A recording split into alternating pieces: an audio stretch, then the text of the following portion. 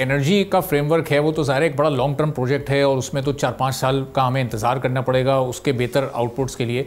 लेकिन अगर हम सिर्फ ये टैरिफ पर्सपेक्टिव में देखें तो ये जिस तरह आपने भी कहा ये 1% का डिफरेंस कोई डिफरेंस नहीं है कॉम्पिटिटर्स के साथ। 6% अगर इंडिया से भी होता तो भी वो उसको मैनेज कर लेते।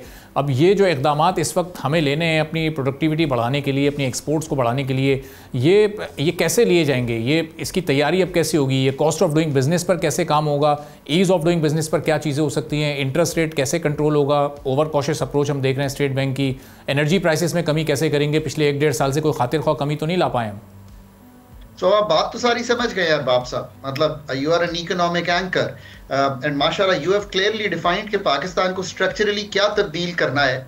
कि पाकिस्तान का आप चाहते हैं कि पहले ही चले पॉलिसी रेट कम करना चाहते हैं। पॉलिसी रेट मैंने एक ट्वीट किया और उससे मैंने समझाने की कोशिश किया कि अगर आप क्रेडिट कॉस्ट पाकिस्तान में घटाना चाहते हैं, यही एक कॉस्ट लेके चले, तो आपको सप्लाई साइड का रिफॉर्म होता हुआ दिखाई देना चाहिए ताकि वो कह सकें कि एक्सपोर्ट उतनी बढ़ रही है तो हम जो इंपोर्ट्स हैं उसको ट्रेड डेफिसिट को बढ़ाएं नहीं बल्कि मैनेज करें। अगर आपका ट्रेड डेफिसिट जुलाई में इतना बढ़ा हुआ हो तो आप कैसे मॉनेटरी ईजिंग कर सकते हैं? ये तो बात मतलब तय हो गई।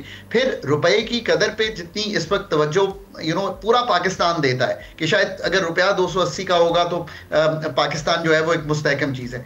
रुपए को ना डिटर्मिन ये करें कि मुल्क की पैदावारी सलाहियत बढ़ रही है, मुल्क की क्वालिटी ऑफ गुड्स बढ़ रही है, जो कॉम्प्लेक्सिटी ऑफ गुड्स बाहर बेचना है वो बढ़ रही है। रुपया खुद ही संभल जाएगा। रुपए को तो एज अ बैरोमीटर छोड़े, और कई कंट्रीज ने अपनी जो करेंसी है इंक्लूडिंग चाइना उसको अंडर वैल्यूड रखा ताकि एक्सपोर्ट बढ़ सके। सो मैंने आपको ये 2 चीजें बताई।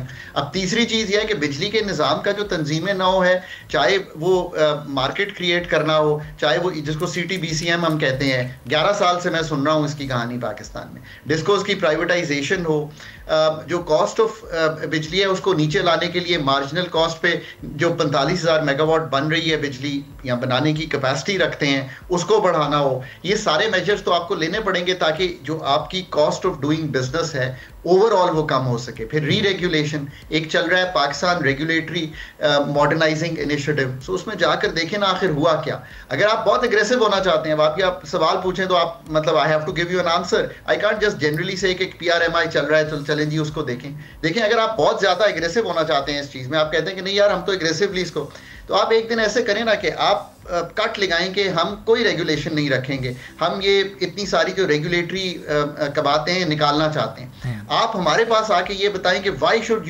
Your regulation be there.